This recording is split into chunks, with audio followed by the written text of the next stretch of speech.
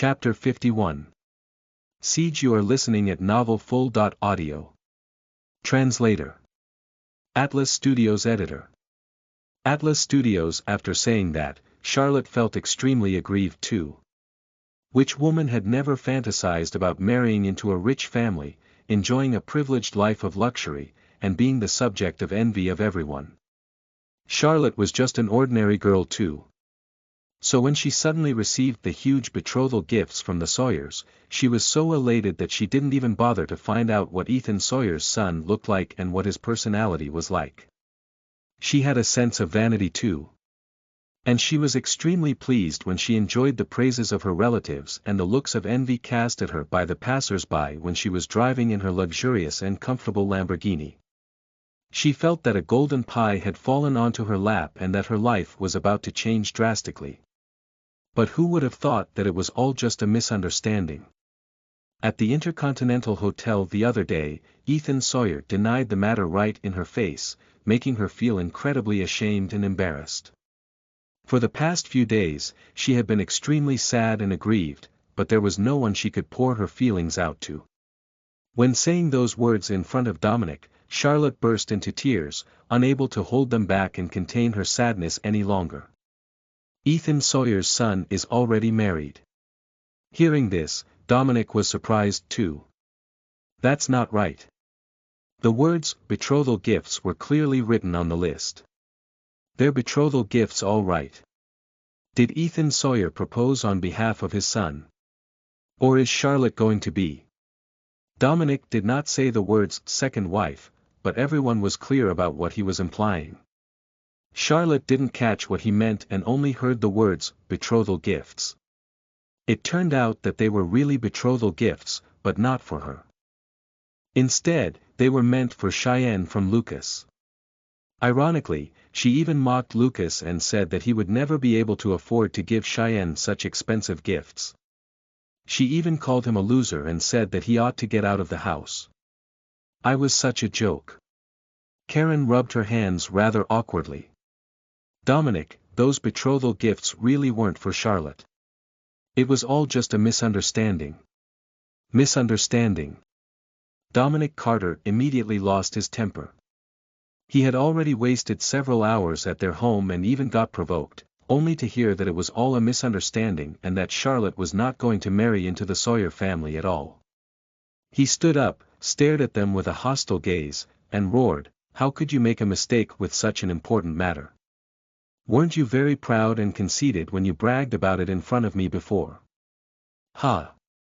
All you do is brag and show off, but you're so useless at solving problems. You're a bunch of garbage. I'm telling you, you people are the reason for the current situation that the Carters are facing. If you don't hurry up and find a solution to get the Carters out of trouble, all of you will get it from me." In a moment of pique, Dominic left. Karen chased after him and tried to make him stay, only to watch him get inside his car and leave. She was so furious that she stomped her feet non-stop at the door. William was in a foul mood too. "What are you yelling for? He's long gone. Do you really think I care about him? I just want to ask him if he's still going to let us move back in and work at the Carter Corporation," Karen said. William sneered. "Obviously not. Can't you tell that he just came here to reminisce with us because the Carters are facing a huge crisis, and he wants us to go beg for leniency from the Sawyers? If we could have helped the Carters solve this crisis, he might have considered giving us some benefits such as giving us the house and jobs. However, now that we can't help him, he's obviously not going to care about us." Karen was rendered speechless by William's snide remarks. Indeed, if they were not useful to Dominic Carter, he would not even pay any attention to them. However, William's words just now gave Karen some inspiration. She clapped her hands and said excitedly, "Right. It's not impossible. If we can help the Carters solve this crisis, Dominic Carter will definitely be very grateful to us and value us highly. He'll give us the house and jobs in the company too. He might even hand the entire family over to you." William looked at Karen like he was staring at an idiot and jibed, "What are you dreaming about? The Carters must have come to us as a last resort. What makes you think we can solve a problem that so many people can't? Do you still think we're in laws of the Sawyers? Do you think we haven't embarrassed ourselves enough? Karen actually didn't feel that she had embarrassed herself in front of Ethan Sawyer back then because it was just a misunderstanding. However, it was indeed a shame that she couldn't become the Sawyers in laws, and indeed, she didn't have a say. The two of them were so focused on complaining that they didn't even notice that Charlotte had left the house at some point. Feeling upset and dejected, Charlotte didn't want to continue staying at home and listening to her parents complain. However, since she had nowhere else to go, she called her best friend, Sophie Turner. "Sophie, I feel so terrible. Come out for some drinks with me." When Sophie arrived at the bar they agreed to meet at, Charlotte had already downed several glasses of wine and was tipsy. There were many men next to her, staring at Charlotte without any restraint. From time to time, there would be people coming over to hit on her. Even after being rejected by Charlotte, they refused to leave and continued surrounding her and flirting with her. Extremely worried for her, Sophie dashed forward to pull Charlotte away. "Sophie, you're here. I want to drink." Charlotte opened her reddened eyes to look at her best friend. "Okay, we'll go to my house and drink. Let's buy more liquor, and you can drink to your heart's content." Sophie hurriedly tried to coax Charlotte and helped her out of the bar.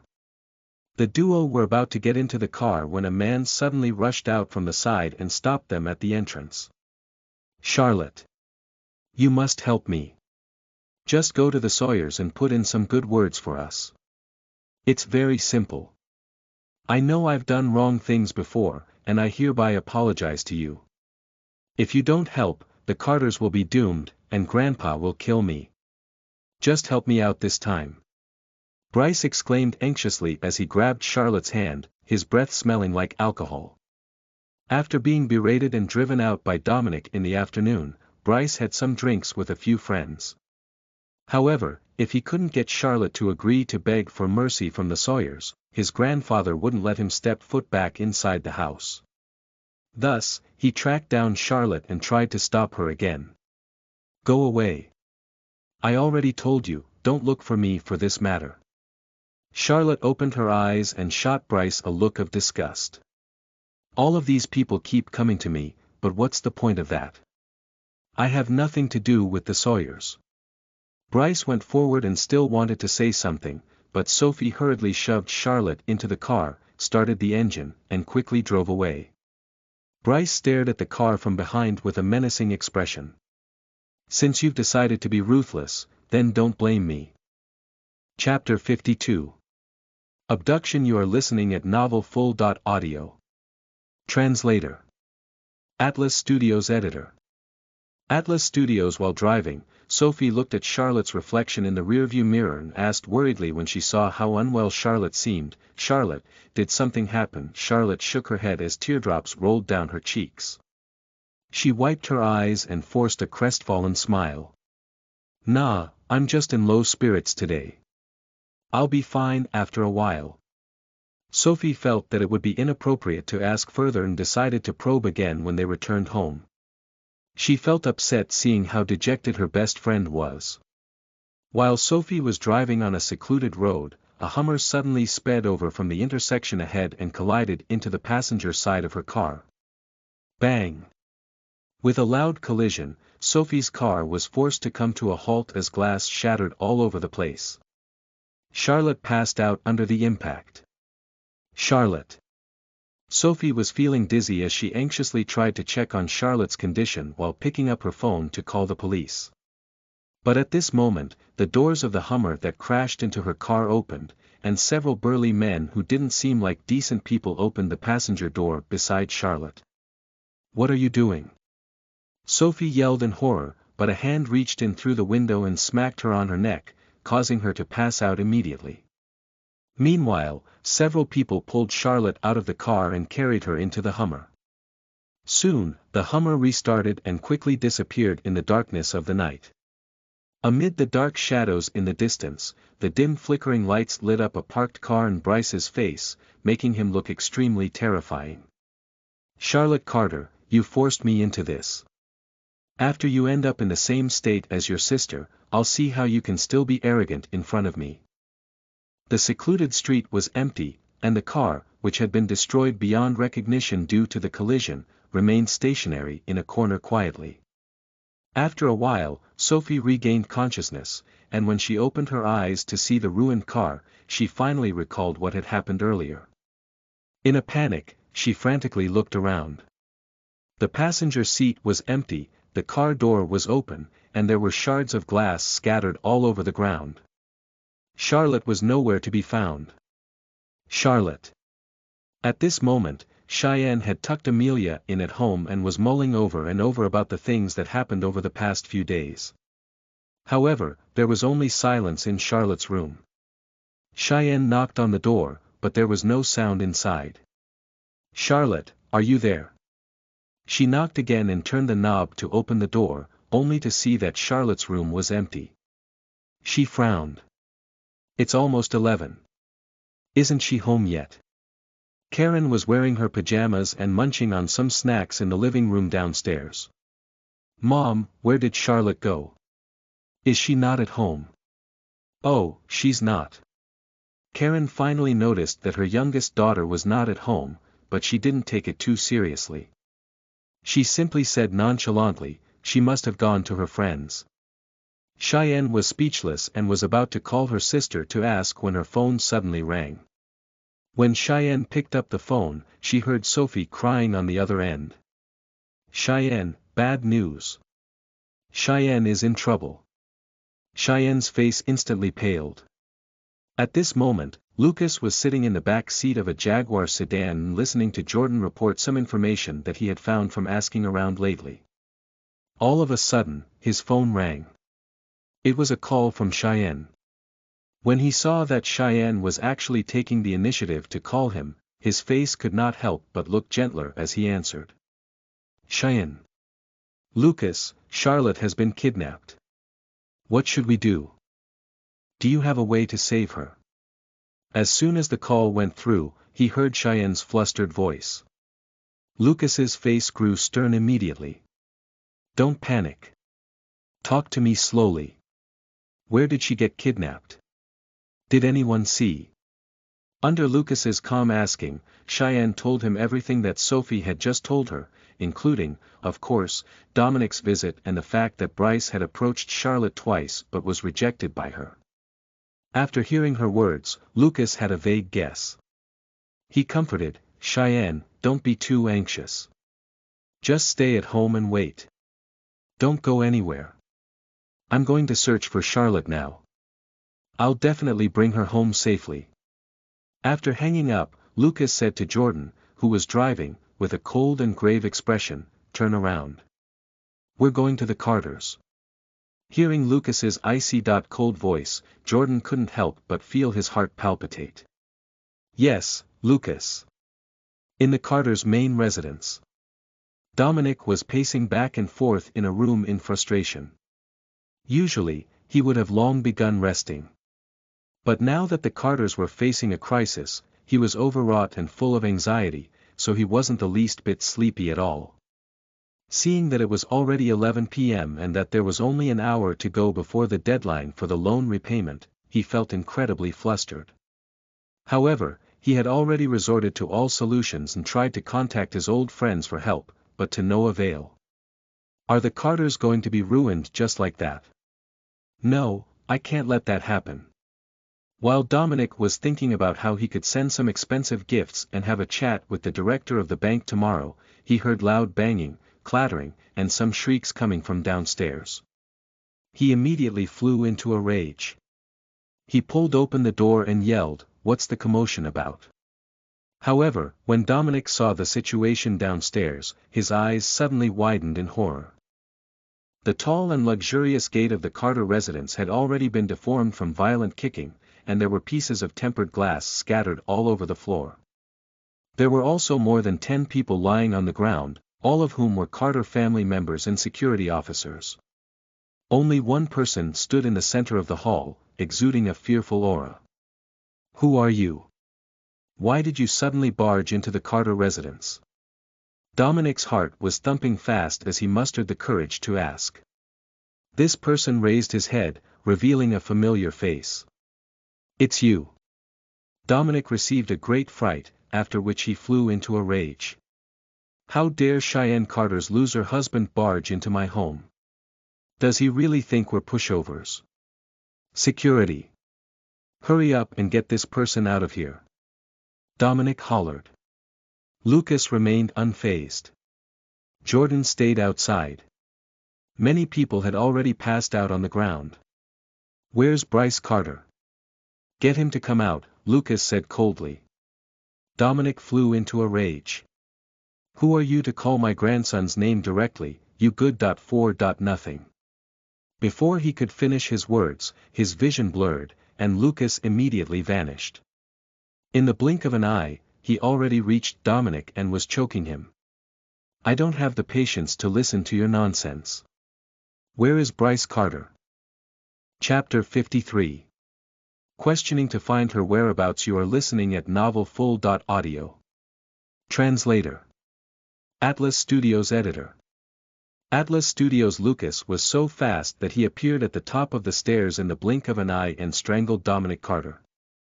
Dominic was greatly shocked, and he tried hard to move Lucas's hand away, but to no avail.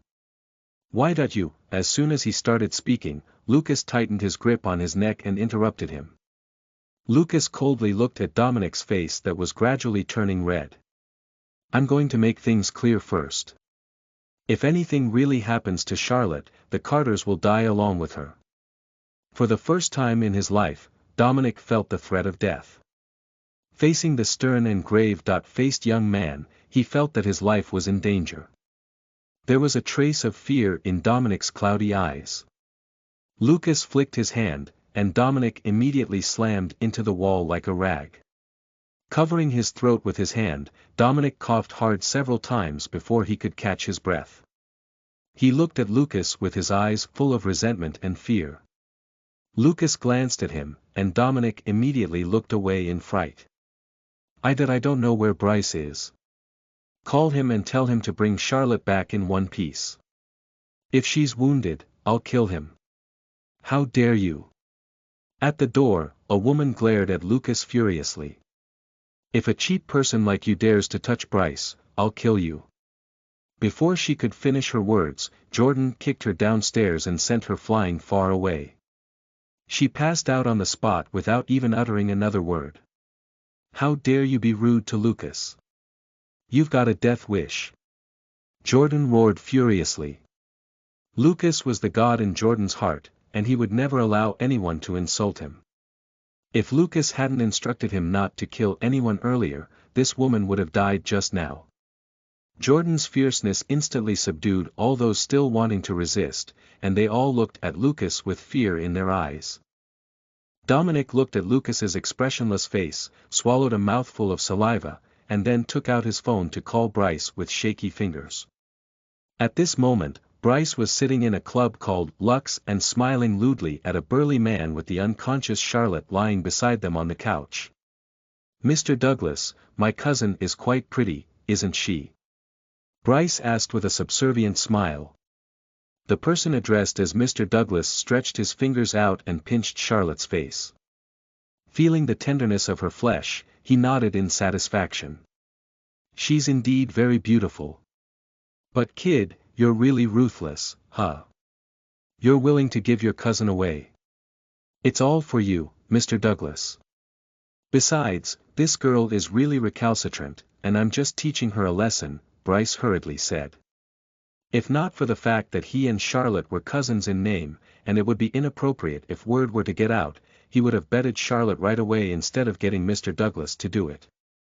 Anyway, his intention was just to take some explicit photos and videos of Charlotte before using them to threaten her into pleading with the Sawyers for him. Humph, not bad. Don't worry. As long as this girl serves me well tonight, I'll definitely offer you some benefits in the future, said Douglas, acting as if he was showing him some kindness. All right, thank you so much, Mr. Douglas. I won't get in your way then. Just send me the photos and videos later, Bryce said gleefully. Hurry up and get lost. After saying that, he eagerly rushed to rip off Charlotte's clothes. Charlotte suddenly retched and vomited. She had drunk a lot of alcohol in the bar alone just now, and so she threw up while lying on the couch. Not only did she soil her own clothes, but her vomit also caused the entire private room to be full of the pungent stench of vomit. Shit. Douglas hurriedly dodged in annoyance. Mr. Douglas, don't worry. I'll get someone to come and clean her up immediately. Please go to another room. I'll send her to the new room as soon as possible.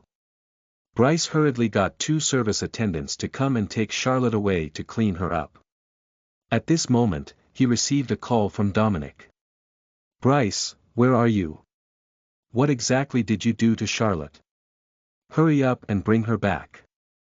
Dominic hurriedly yelled as soon as the call connected. On the other hand, Bryce exclaimed with excitement, Grandpa, don't worry. I will complete the task you've given me as soon as possible. I'll get Charlotte to plead with the Sawyers. Bryce's words made Dominic feel like he had plunged into ice while Lucas's gaze turned icy cold. Bastard. Hurry up and bring her back. Do you hear me? Otherwise, both of us will die a miserable death. Dominic hollered at the top of his lungs. From the moment Lucas came to his door to ask about Bryce and Charlotte's whereabouts, Dominic had already had an ominous premonition. If Bryce really did something horrid to Charlotte, Dominic was certain that Lucas would really kill them. At this moment, Dominic was truly terrified and could only pray that his grandson hadn't done anything outrageous yet. However, Bryce was extremely indignant. He had already reached the crucial point of his plan, and Mr. Douglas was already waiting. He couldn't just bring Charlotte home. Grandpa, Charlotte is with Mr. Douglas at the Lux. She won't be back tonight. Just stay out of it. Anyway, I will definitely complete the task and get her to go to the Sawyers. After saying that, Bryce hung up directly without waiting for Dominic to continue speaking. Hello. Bryce. Bryce. Dominic shouted into the phone several times and even tried to call him again. Unfortunately, Bryce hung up right away, and he could no longer reach him. Dominic's body shivered. He could clearly sense the terrifying aura coming from Lucas. Since your grandson is seeking his own death, then you can't blame me. Lucas turned around and left. Wait. Dominic was shocked and hurriedly shouted. Please let him go. He's still insensible. Insensible. Lucas turned around and continued in an icy cold voice. He's much older than Charlotte and Cheyenne. If anything really happens to Charlotte, wait to collect his corpse. Lucas stopped bothering to listen to Dominic's nonsense and led Jordan straight out of the Carter's home. Head to the Lux as fast as you can. Lucas ordered Jordan after getting in the car. Yes, Lucas. The black Jaguar instantly disappeared into the darkness of the night like a swift cheetah. Chapter 54. The Lux. You are listening at novelfull.audio. Translator. Atlas Studios Editor. Atlas Studios NV. In a certain corner of the lobby on the first floor of the Lux, Bryce was holding a scantily clad escort. Usually, he would have flirted with her merrily, but today, he was rather distracted. Bryce reckoned that Charlotte should have already been cleaned and sent to Mr. Douglas's room by now. But the photos and videos he wanted hadn't been sent to him yet, so he felt uneasy. Besides, for some reason, Dominic's voice made him feel vaguely agitated. Damn it. What am I feeling so agitated for? When I get those photos tomorrow and force that bitch Charlotte to go to the Sawyers to put in a good word for us. Or else the Carters will end up with nothing. Bryce clenched his teeth, grabbed the beautiful woman beside him forcefully, and raised his head to down a glass of alcohol. At this moment, the black Jaguar sped toward the Lux and came to a halt at the entrance after a sharp drift. 2 figures got out of the car and hurriedly stepped into the club. Bryce happened to be facing the direction of the door, and when he saw Lucas enter, he couldn't help but be shocked. Lucas. Good. For nothing, do you actually have the money to come to a place like the Lux? Then he smiled joyously. Humph, does that stupid bitch Cheyenne know that her loser husband is spending her money on fooling around? TSK, tisk. At this moment, Bryce's phone rang again. It was a call from Dominic. He initially wanted to reject it, but thinking that the task was about to be completed, he decided that it was time to break the good news to him. Hello, Grandpa. Don't worry. The deed is almost done. Once I get hold of the video and photos of Charlotte Carter, we won't be afraid that she won't listen to us. Dominic froze. When he finally realized what Bryce was thinking, he was so furious that his face flushed. You bastard. Who told you to do that to Charlotte? Do you really have a death wish? Hearing how furious and anxious his grandfather was, Bryce thought that he must have misunderstood something. So he hurriedly explained, Grandpa, I didn't do it. I gave her to Mr. Douglas at the Lux. After he's done with her, he'll send me the videos and photos. This matter will then be completed. Previously, with Dominic's approval, he had also colluded with outsiders to set Cheyenne up. Bryce felt that there must be something wrong this time. Besides, the Carter's crisis would be resolved soon, and he reckoned that Dominic would be glad about it. To his astonishment, Dominic was not happy to hear the news and instead lost his temper. You're really going to be the death of me. Hurry up and bring Charlotte back in one piece. Bryce said in displeasure, Grandpa, she's already been sent to Mr. Douglas's room. How can I bring her back? Dominic was so furious that he almost vomited blood. Hurry up and leave then. Lucas is rushing over to your side. Don't let him find you, got it? Bryce finally realized that Lucas was not here to have fun but to look for Charlotte. That's interesting. The Lux belongs to Mr. Douglas. If Lucas tries to look for Charlotte here, he naturally won't be able to take her away. Besides, Mr. Douglas will definitely make sure that he won't be able to bear the consequences of creating trouble here. Bryce suddenly got excited and exclaimed, Grandpa, Lucas is already here. Hee, I have to go and watch the fun. I hope Mr. Douglas beats him into a pulp. I'll get to take revenge for my broken wrist. After saying that, Bryce quickly hung up, eager to see how badly Lucas had been beaten up. Hello. Hello. Dominic yelled while holding his phone and trembling incessantly in exasperation. You're going to be the death of me. If Lucas nabs him, Bryce will be in huge trouble. Bryce was Dominic's only grandson, whom he regarded as the successor of the Carter family. If something were to happen to him, what was he supposed to do? While Dominic was anxious, Lucas and Jordan had already rushed straight to the 4th floor of the Lux, which was the VIP area, but were stopped by several security officers. I'm sorry, gentlemen. Only VIP guests of the club can enter this floor. Lucas ignored him while Jordan stepped forward and barked, "Where are Brad Douglas and that woman he brought with him?" The security officers looked at each other. His tone is so hostile. Is he here to create trouble? The burly men at the side immediately surrounded Jordan after hearing his words. These burly men were professional fighters who worked for Douglas. Usually, they were in charge of guarding and maintaining order in the Lux, solving all conflicts here. They were also the ones who took Charlotte away after crashing into the car in the Hummer. Brat, are you here to cause trouble? You should consider where this is. The burly man, who was the leader, glared hostilely at Lucas and Jordan. You've got a death wish. Jordan instantly appeared in front of the burly man like a bolt of lightning. He raised his arm and slapped the man hard on his face. Ah! The burly man shrieked as he was sent flying by Jordan's slap. He couldn't get up after a long time, and his face instantly swelled while 2 of his teeth fell out. Jordan's strike was as fast as lightning, and he had applied a lot of force. So these men, who were usually the ones to beat others up, couldn't help but feel a chill down their spines.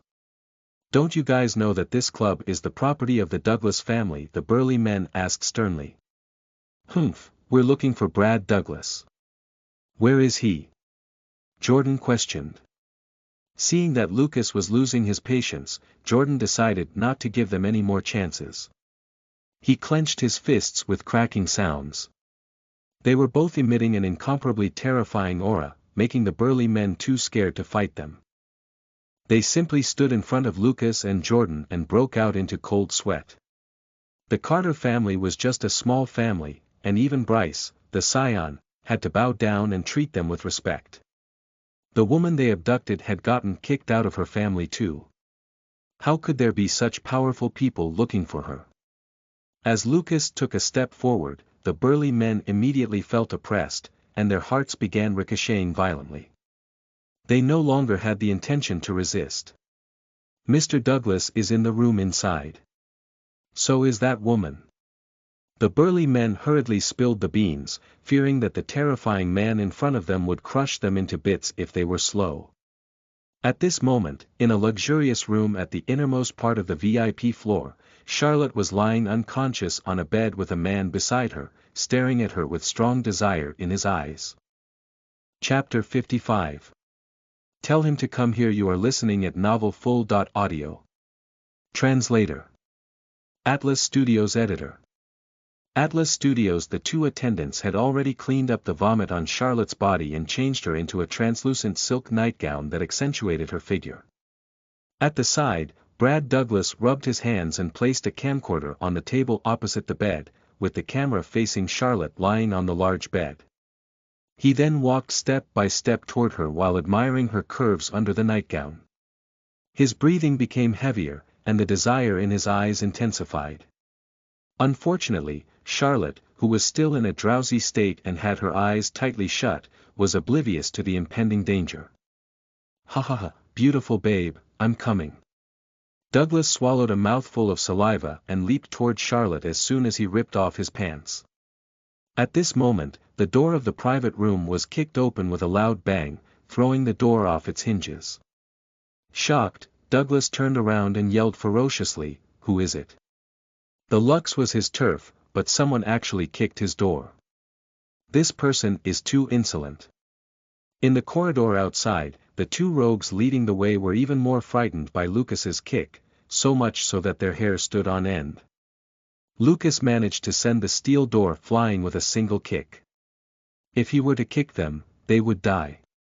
They were certain that their bones were much weaker than steel. Luckily, they were smart enough not to continue going against the two terrifying men.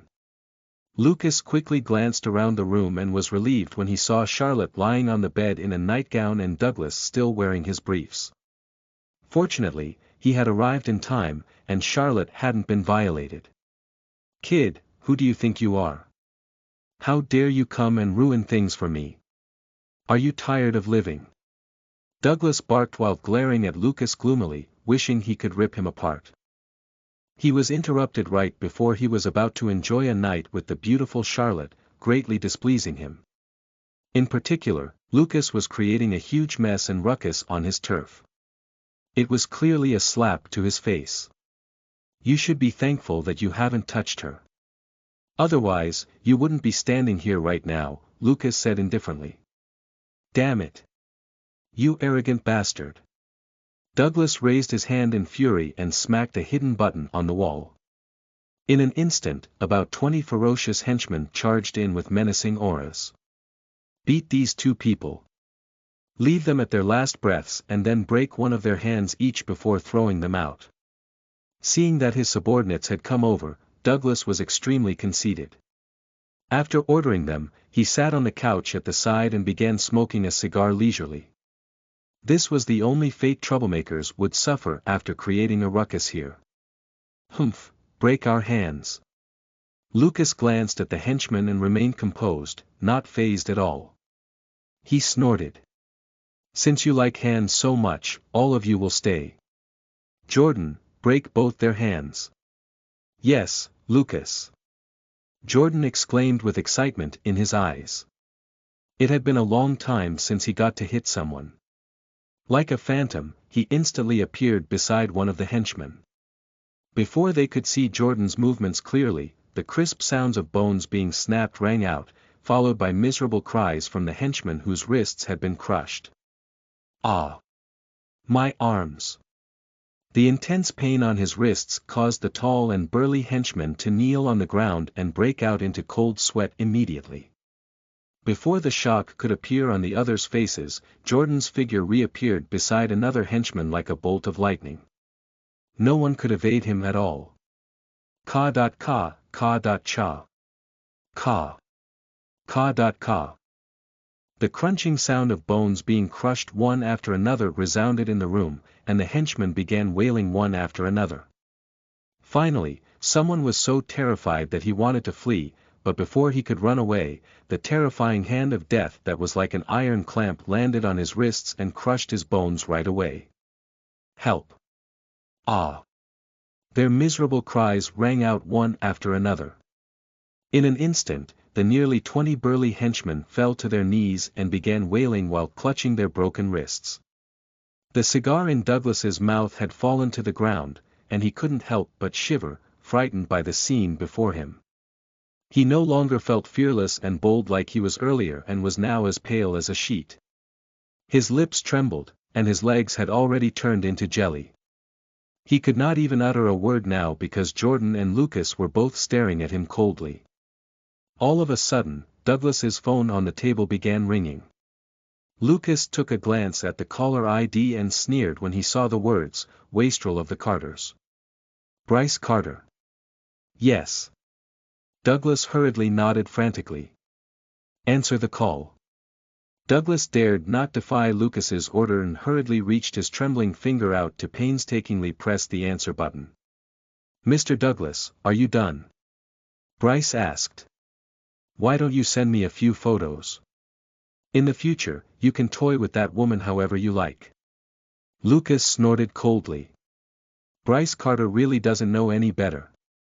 Frightened by Lucas's murderous snort, Douglas immediately fell to the ground. Holding his phone, he wished he could rip Bryce into pieces. Damn it! What a lousy idea from this dog. Bryce made him kidnap Charlotte and said that it was a special tribute to him, but instead of getting to enjoy sleeping with her, he ended up provoking two horrifying people. All the henchmen, whom he had spent lots of money on, had their wrists broken before they could even attack. "Get him to come here," Lucas ordered coldly. Douglas was clenching his jaw with resentment. Seeing that Lucas seemed to want to deal with Bryce, he frantically said, "Hurry up and get your ass here." After hanging up, Douglas hurriedly begged Lucas for mercy. "I really don't know anything. That bastard Bryce Carter came to me for help and said that he would let me sleep with his cousin as long as I take some videos and photos of her. Had I known earlier that she's related to you, I wouldn't have touched this beautiful girl. Mr. Douglas, are you looking for me?" Bryce's voice abruptly ceased at the door. He thought that Douglas had called him up because he was done and was going to give him the photos and videos. But he was dumbfounded by the scene before him. What did he see? The burly henchmen in the room were rolling on the ground while the mighty Brad Douglas was kneeling in front of someone. And that someone was Lucas. Chapter 56. Paying people back in their own coin. You are listening at novelfull.audio. Translator. Atlas Studios Editor. Atlas Studios. Bryce's legs instantly went weak, and he knelt on the ground. Everything in front of him made him suspect that his world had become fantastical. Brad Douglas is actually kneeling in front of Lucas. Lucas glanced at Bryce indifferently, as though he was looking at something dead. He looked back at Douglas, who was lying on the ground. "You said he came to you for help. In that case, was he the one who instigated you to handle the incident 6 years ago?" "Which incident?"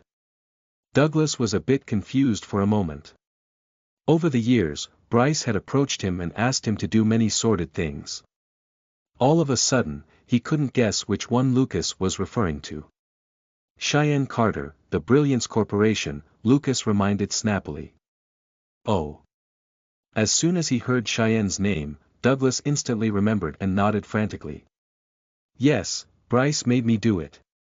At that time, he wanted to encroach on the Brilliance Corporation and snatch it away from Cheyenne Carter, so he came to me and asked me to help him get some drugs.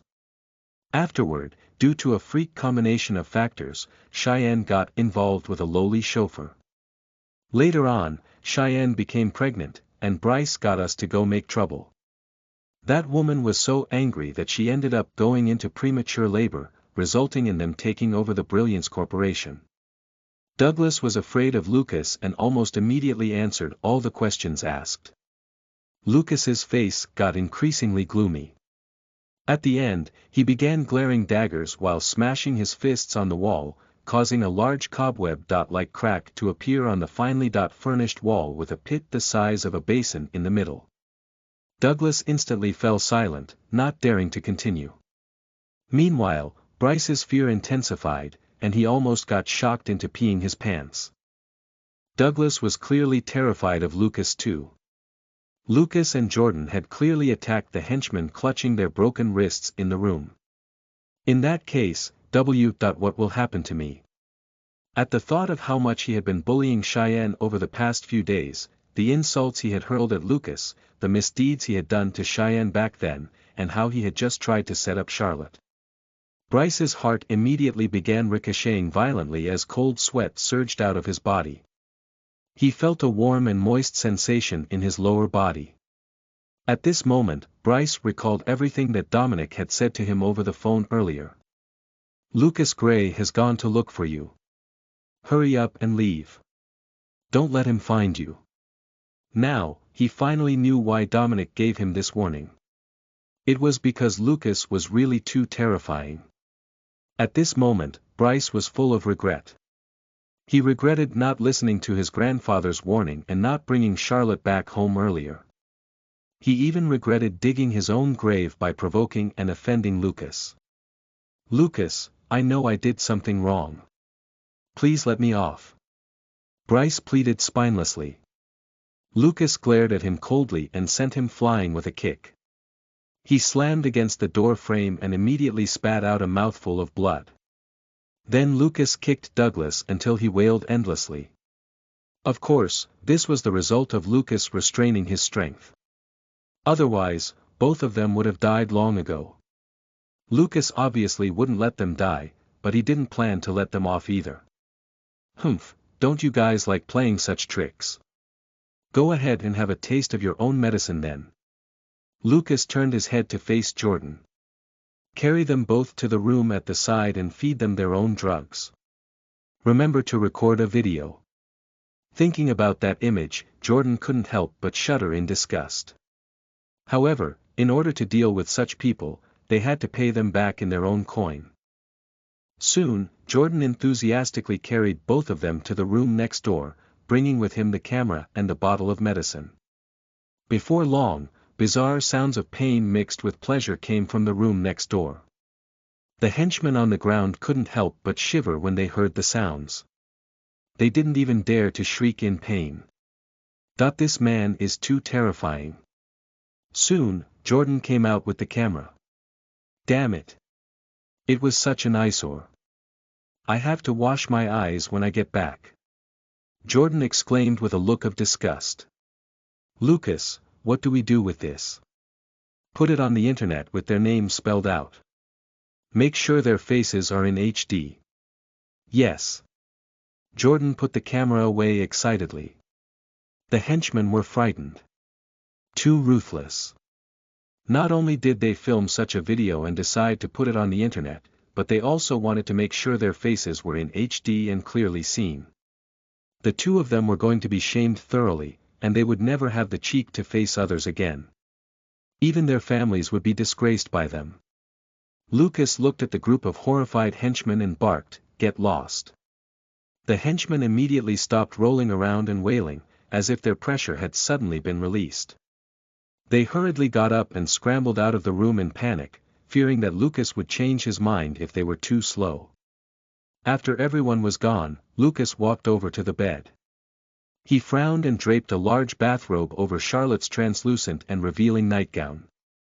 Lucas was utterly disgusted by Bryce and Douglas's behavior. As men, they actually resorted to using such despicable tricks on women.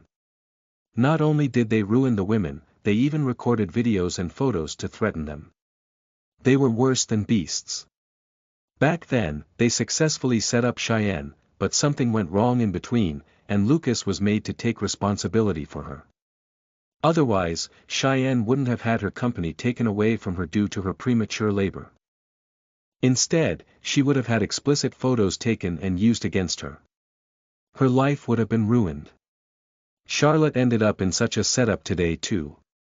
If he hadn't rushed here in time, she would have really had her body and reputation tarnished by Douglas. Charlotte might not be able to endure having the explicit photos taken, while Cheyenne would be sad for life because of what happened to her sister. They deserved to be punished harshly.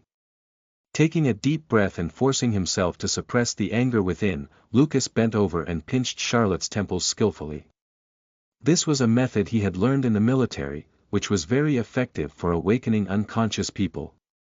Indeed, after Lucas pressed a few times, Charlotte's eyelashes fluttered, and she slowly opened her eyes.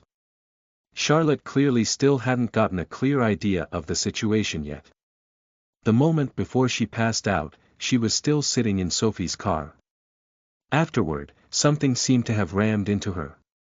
Charlotte blinked, sat up, and then realized that the bathrobe draped over her had already slid off, revealing her translucent nightgown. To her horror, she wasn't wearing anything underneath. Ah! Charlotte screamed. She covered her chest and slapped Lucas, who was in front of her. "You're shameless." Chapter 57. Heartwarming family, you are listening at novelfull.audio. Translator. Atlas Studios Editor. Atlas Studios. A trace of anger surfaced on Lucas's stunned face, but he immediately saw Charlotte picking up her bathrobe anxiously before starting to wail like a child. He instantly curbed his anger. "You have the wrong idea. I'll call your sister over." "Why don't you still have the cheek to call my sister to come? You bastard." Lucas didn't bother paying attention to her again. He simply called Cheyenne and told her the address of the Lux. Lucas originally wanted Jordan to go and pick her up, but she had been extremely worried at home for a long time. Now that she had received some news about her younger sister, how could she continue waiting? She simply said that she would call a cab and rush over immediately. Lucas asked Jordan to wait for Cheyenne downstairs so that she wouldn't run into some idiots when arriving at the club. Soon after, Cheyenne rushed up from downstairs under Jordan's escort. "Where's Charlotte?" Cheyenne asked worriedly. "Inside." Lucas tipped his head toward the room behind him. Cheyenne dashed in immediately. "Cheyenne." Upon seeing her sister, Charlotte hugged her and cried her heart out. Cheyenne hugged her for a while to comfort her and confirmed that her younger sister hadn't been violated. Charlotte finally calmed down and said sobbingly, "Cheyenne, Lucas is a bastard. Just now, if I hadn't woken up, he would have gotten what he wanted. He even had the cheek to call you to come. Cheyenne, you have to leave a scumbag like him." Cheyenne was caught between laughter and tears. "Charlotte, there must be some misunderstanding. Lucas came to save you. If it weren't for him, you would have really been in danger." Charlotte was instantly stunned. Before she passed out, she was still in Sophie's car. And when she woke up again, she saw Lucas right in front of her while she was surrounded by a strange aura. Her clothes had also been changed into a skimpy nightgown. So she subconsciously thought it was Lucas who brought her here and committed some disgusting acts on her. Yet it turned out that Lucas was here to rescue her. "How did I end up here then?" Charlotte hurriedly asked. Cheyenne told her, in general, everything that happened earlier. After hearing this, Charlotte clenched her fist fiercely and punched the bed. Gritting her teeth, she barked, "Bryce Carter. It's all his fault. I'm not going to spare him." However, when she thought about the slap she had just given Lucas, Charlotte felt extremely remorseful. "Cheyenne, I'm sorry.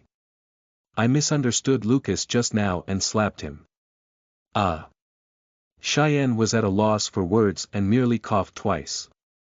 He won't blame you. Let's hurry home. After they cleaned up and came out, Lucas seemed to be acting as per usual. It's late. I'll send you guys back. Charlotte blushed and followed him together with Cheyenne, feeling grateful yet embarrassed. She wanted to apologize but didn't know how to, so she felt very complicated. By the time Lucas drove them to the entrance of the Carters' old residence, it was already almost midnight. Karen and William had no idea that Charlotte had been kidnapped and almost violated tonight, so they had already fallen asleep. Cheyenne looked at Lucas and hesitated for a moment before saying, "Do you want to stay with Amelia tonight? She hasn't seen you all day today, and she kept clamoring about you before she went to bed." Lucas saved Charlotte tonight, but he ended up getting slapped by her because of a misunderstanding. While feeling grateful, Cheyenne felt bad too. Biting her lip and looking at Lucas, Charlotte suddenly said, "Lucas, just stay." Seeing both Cheyenne and Lucas look at her in surprise because of what she said, Charlotte hurriedly turned around and scurried upstairs. "I'm going to take a shower first. You guys rest early too." Seeing her reaction, Cheyenne shook her head helplessly. Soon, the two of them went back upstairs to Cheyenne's room. As soon as they entered, Amelia, who was lying on the bed, rubbed her eyes and got up. "Mommy, you're back." When Amelia saw Lucas beside Cheyenne, her eyes instantly lit up in surprise, and she was suddenly awake. "Daddy!" Amelia leaped into Lucas's arms happily. "Daddy, where were you today? I didn't see you all day." Lucas stroked her head. "I was busy with something today." "It's so late. Why are you still awake?" "I was waiting for you, Daddy. Mommy went out too." "Mommy, did you go out to find Daddy just now? Is Daddy going to sleep with us tonight?" Amelia blinked her large innocent eyes expectantly. Cheyenne's face turned red, and she pretended to be angry. "What nonsense are you saying? It's late. Quickly go to bed."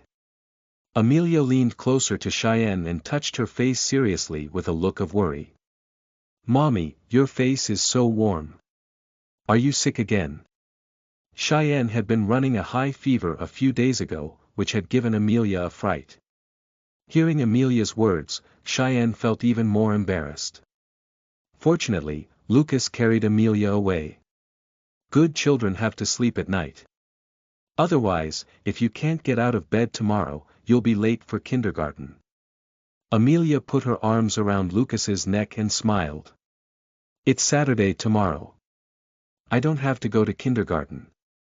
Lucas froze for a moment. Amelia continued, "Mommy, Daddy, take me to the amusement park to play tomorrow. Other children often go there to play with their parents and take a lot of photos. I've never played at the amusement park with both of you." Amelia's voice grew softer, but there was some cautious anticipation in her eyes, as if she was afraid that Lucas would turn her down. Lucas felt heartache and was overwhelmed with guilt too. His daughter was already 6 years old, but he had never taken her out to play. He had indeed failed as a father. He turned his head to look at Cheyenne and asked for advice softly, "What do you say we take Amelia out to the amusement park to play tomorrow?" "Okay." Cheyenne agreed with a nod without looking at him. After hearing this, Amelia leaped with joy and gave Lucas and Cheyenne each a kiss on their cheek. She was as happy as a lark. Seeing their daughter being on cloud nine over such a simple matter, both Lucas and Cheyenne felt a little upset. "Okay, cut it out. Go to sleep quickly. If you get up late tomorrow, we won't be able to go to the amusement park." Cheyenne carried Amelia back to the inner side of the bed and covered her with the blanket. After hearing this, Amelia was so anxious that she hurriedly laid down obediently. "Okay. Good night, Mommy. Good night, Daddy. I'm so happy." Soon, Cheyenne slept on the same bed as Amelia as usual, while Lucas quietly lay on the mattress on the ground beside her. The room was silent except for the tender sounds of breathing that made Lucas's heart grow warmer. Chapter 58. Danger on the Bridge. You are listening at novelfull.audio. Translator. Atlas Studios Editor. Atlas Studios. Bright early the next morning, many people tapped away on their phones or computers while eating breakfast to catch up with current affairs, only to be shocked speechless by a piece of groundbreaking news. They almost spat out the food in their mouths. The astonishing images, videos, high-definition faces, titles, and articles that directly exposed the identity of the people involved in a scandal occupied the front pages of countless forums and social media platforms. All of a sudden, the scandal caused a huge uproar in Orange County. After all, the people involved in the scandal were famous figures with whom many in Orange County were familiar. Wow, oh my God! I didn't expect those two to be so disgusting. They even played with glass. Tisk, aren't they the Playboys Brad Douglas and Bryce Carter? Everyone knows them. They seemed like decent people, but I didn't expect them to be so. Ugh. Countless people were discussing that matter and perceiving the Carter and Douglas families in a different light. When Dominic saw the images and footage of the news, he shook violently and almost vomited blood. Bryce, his grandson, whom he regarded as his successor, had done something so unsightly and outrageous that he became the laughingstock of the entire county. At this juncture, the butler of the Carters walked in and reported softly, "Mr. Carter, Mr. Bryce Carter has returned, but he doesn't seem too well." Before the butler finished speaking, Dominic immediately lost his temper. "Tell him to get lost. Get him out of here. From now on, I, Dominic Carter, will have nothing to do with Bryce Carter again." At the same time, the esteemed and authoritative patriarch of the prestigious Douglas family was also infuriated as he slapped his hand on a table ferociously. "Bastard! Everyone in the county knows about your scandal." Brad Douglas knelt in front of the old man, not even daring to breathe. However, he still tried to explain. "Grandpa, I was set up by someone. He beat me up, drugged me, and locked me up with that loser Bryce Carter. He even deliberately filmed those videos and spread them around." "Who did it?" The old man was even more furious when he heard this. "Anyone who dares to do that to a Douglas must be tired of living. It's Lucas Gray, that useless son-in-law of the Carters." Brad gritted his teeth. When he woke up last night, he had already looked for Bryce and forced him to reveal the culprit's identity. To be toyed like this by the live-in son-in-law of the Carters was his shame. "Humph, a loser like him managed to land you in this state. You're such a disappointment. If you can't settle this matter, you don't deserve to be my grandson," Mr. Douglas Sr. said coldly. Brad hung his head low and clenched his jaw. "Don't worry. I will definitely get revenge on him." A resentful gleam of light darted out of his eyes. "Lucas Gray, I must get revenge, or I'm not a human." At this moment, Lucas was taking Cheyenne and Amelia to the largest amusement park in Orange County. They first boarded the Ferris wheel, followed by the Viking ship, and lastly the carousel. Amelia, who was wearing a beautiful princess dress, was smiling elatedly.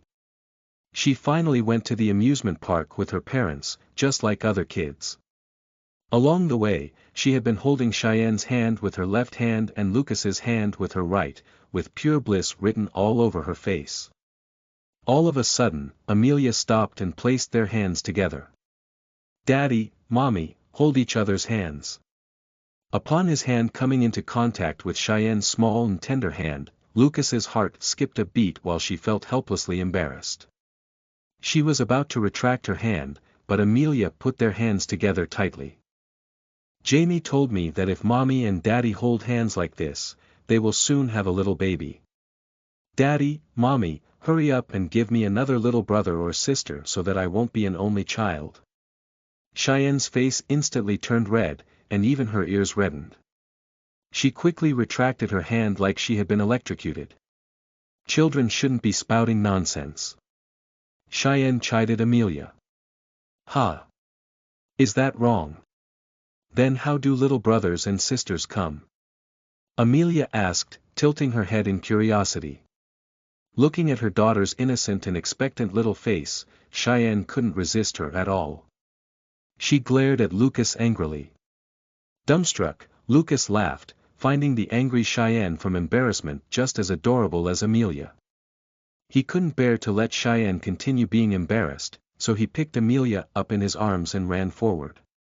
"Quick, let's go watch the dolphin show." "Wow! Dolphins!" As soon as Amelia heard that they were going to see dolphins, she immediately forgot about the things she just clamored about. Cheyenne let out a long sigh of relief. Watching the father and daughter duo running in front of her and laughing happily, she couldn't help smiling gently. After playing in the amusement park for more than half the day, Lucas and Cheyenne left together with Amelia, who was reluctant to leave. Lucas drove Cheyenne and Amelia home in his black Jaguar. After a day of fun, the three of them became closer. As the car drove along, Amelia climbed in the back seat and snuggled up to Cheyenne while chattering happily about what she had seen today. Then she said to Cheyenne, "Mommy, when will we go out to play with Daddy again? I'm so happy today." Cheyenne pinched Amelia's little nose. "We've already played for an entire day. Aren't you tired yet?" The two of them laughed and played with each other in the back seat while Lucas watched them through the rearview mirror, the corners of his mouth curling into a smile. Suddenly, Lucas's gaze turned cold. On the bridge they were on, a Hummer was speeding toward them diagonally from the lane beside them, trying to collide with the black Jaguar. "Be careful. Hold on tight," Lucas exclaimed. He floored the gas pedal while turning the steering wheel, revving up the Jaguar and speeding off, avoiding the Hummer by a close shave.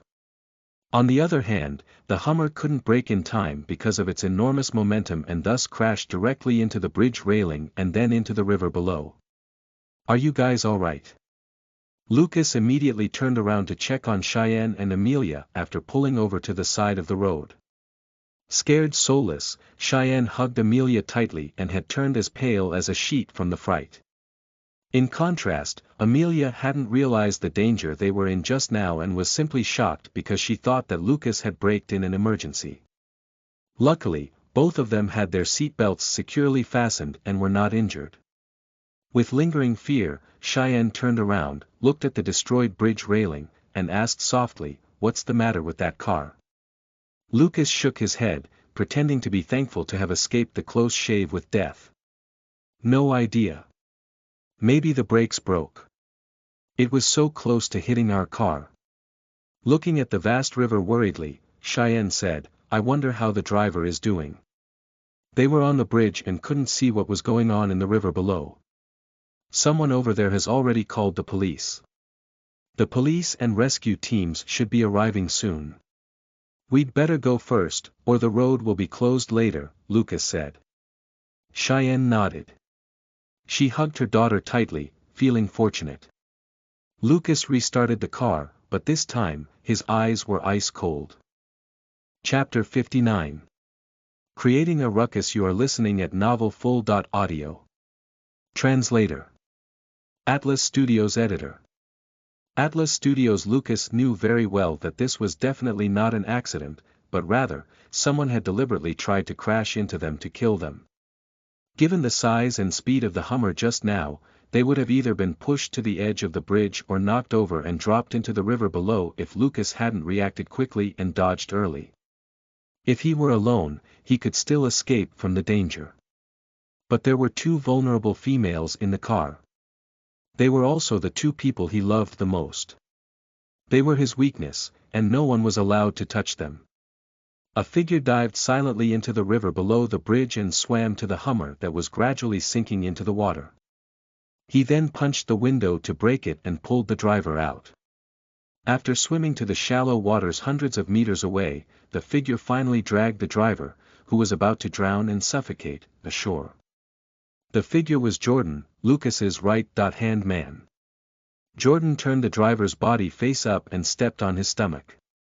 Immediately afterward, a large amount of river water mixed with mud and sand surged out of the driver's mouth and nostrils. The driver came to and coughed violently, coughing up the water in his stomach. After the driver was almost done, Jordan stepped hard on his stomach and questioned, "Speak. Who put you to it?" The driver just had a near-death experience. As he stared at Jordan towering above him, his face turned even paler. "I don't know what you're talking about. You still don't want to come clean, huh?" Without hesitation, Jordan picked up the driver by his collar and pressed his head toward the water. "If you don't say anything, you can stay inside." Watching the icy cold river water getting closer and closer to him, the driver, who just experienced drowning, immediately shrieked in terror and began struggling. However, Jordan was pressing his hand hard against the driver's neck, rendering him unable to struggle. Seeing that his head was about to be pressed into the water again, the driver no longer cared about anything else. He simply broke down and started yelling loudly. "Ah! I'll speak up. Please spare my life." Teary-eyed, the driver begged for mercy. Jordan pulled his head up slightly with one hand and ordered, "Speak."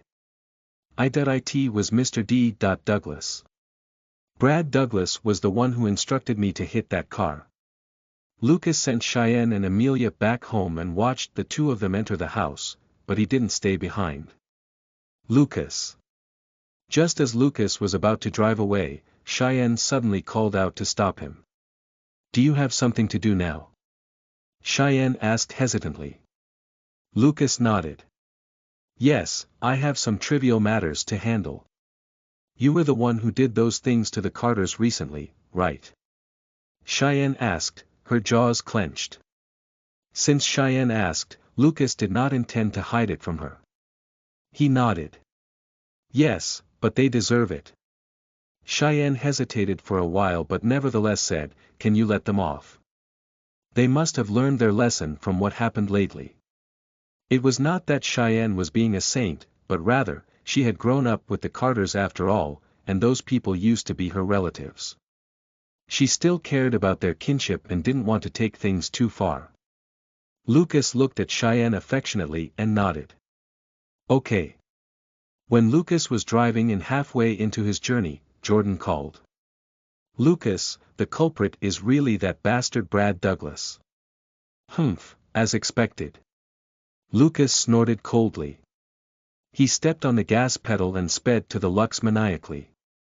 "Seems like Brad Douglas hasn't learned his lesson yet." Lucas wasn't fazed by the fact that Douglas was a member of a first-tier family that commanded great power among the gangs in Orange County. Anyone who dared to harm the two people he cherished the most and put them in danger deserved to die. At this moment, Douglas was sitting in the Lux with a menacing expression. The incident last night made him utterly embarrassed and even left him in great pain, especially in his private area. He couldn't even sit properly without feeling agony. "Mr. Douglas, that bastard must be dead now. Even if he didn't die from the collision, he must have died from drowning. Our people also deliberately created some obstacles on the road so that the rescue vehicles wouldn't be able to get there in time," said an underling. "Ha! It was too easy for him. I heard that his beautiful wife, Cheyenne Carter, was also in the car. It's quite a pity she died with him. Otherwise, it'd be nice to toy with the former greatest beauty of Orange County." Douglas jibed as he puffed out a mouthful of a cigar. "Huh, Mr. Douglas, you can get any kind of woman you want. The one yesterday is Cheyenne's sister. She's quite pretty too. If you'd like, I'll get her immediately." A few of his underlings were hurriedly trying to curry favor with him. "Ha, good. Yesterday, that bastard messed things up for me and even incurred my wrath. I must get that woman over here again to vent. Let's see who'll try getting in my way again." Douglas began laughing without restraint while the people around him egged him on. At this moment, the black Jaguar stopped at the entrance of the Lux. Lucas stepped out of the car, and Jordan, who had been waiting at the side, immediately greeted him. "Lucas, tell me what to do." Lux looked up at the luxurious Lux clubhouse with an icy cold gaze. "Smash it." Upon receiving the order, Jordan immediately charged forward without hesitation and kicked the exquisite door and the stone monument with the word Lux carved on it, smashing them into pieces. The flying stone debris smashed against the huge tempered glass door with a loud bang, and glass shards scattered all over the floor. The numerous people in the club were frightened by the sudden noise and started screaming loudly.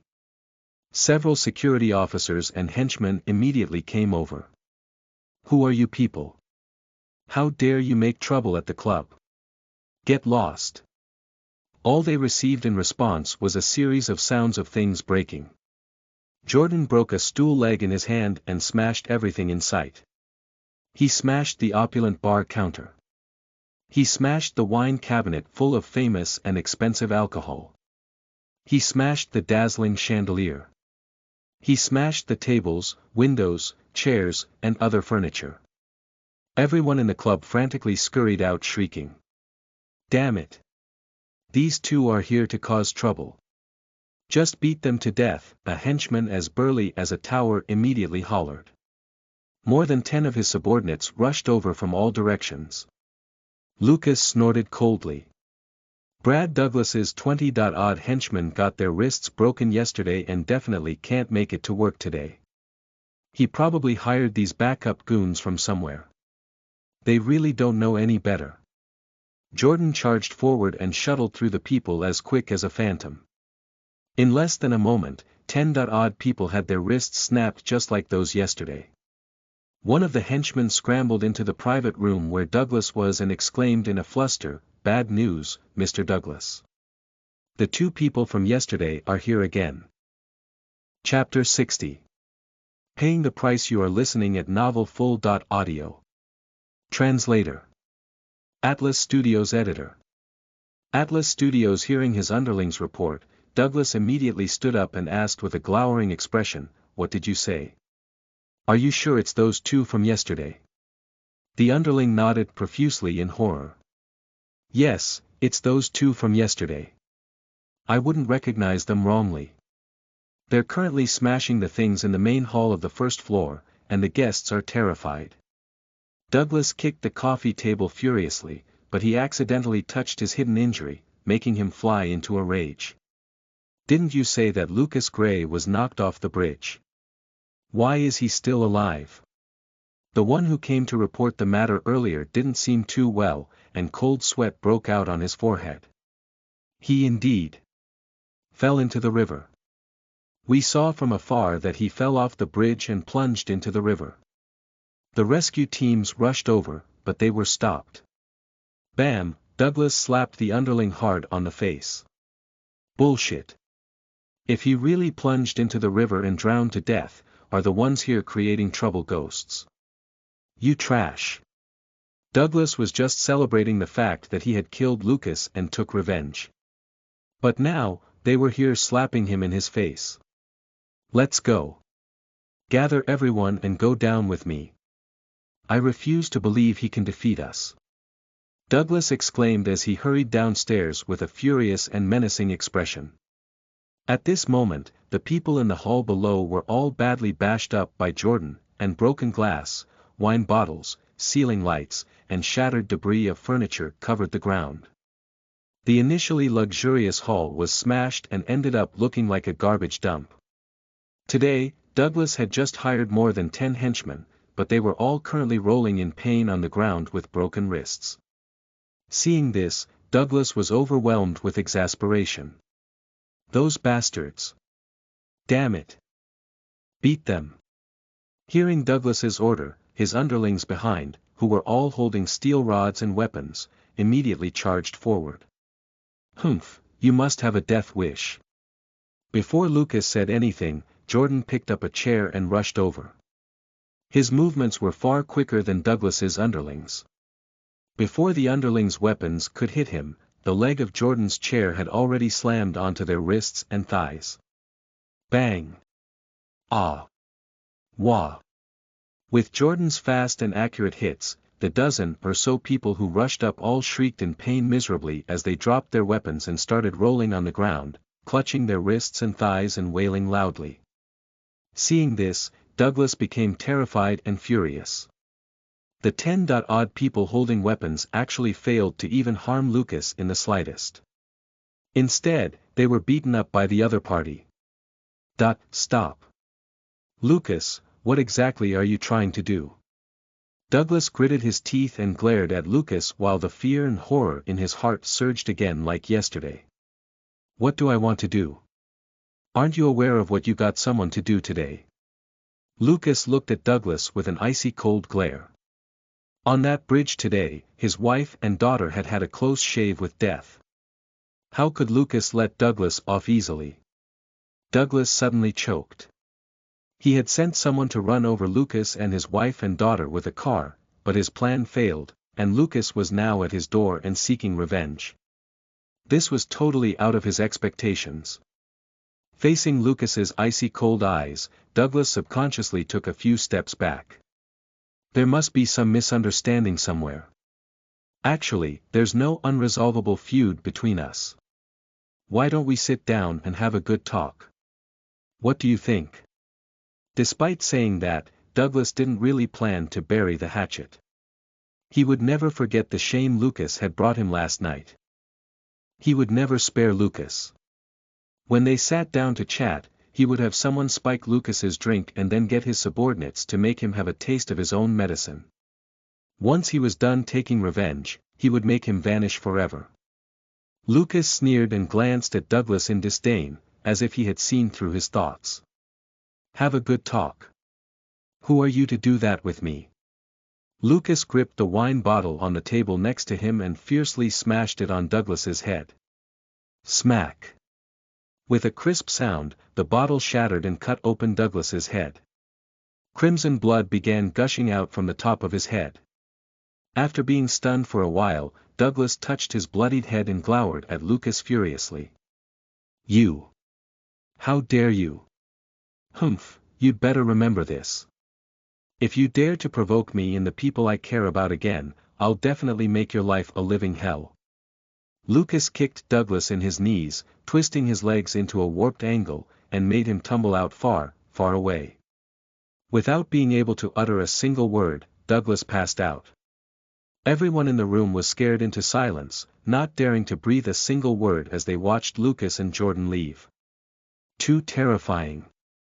Only when the figures of these two people had completely disappeared did someone from the Lux quickly take Douglas to the hospital.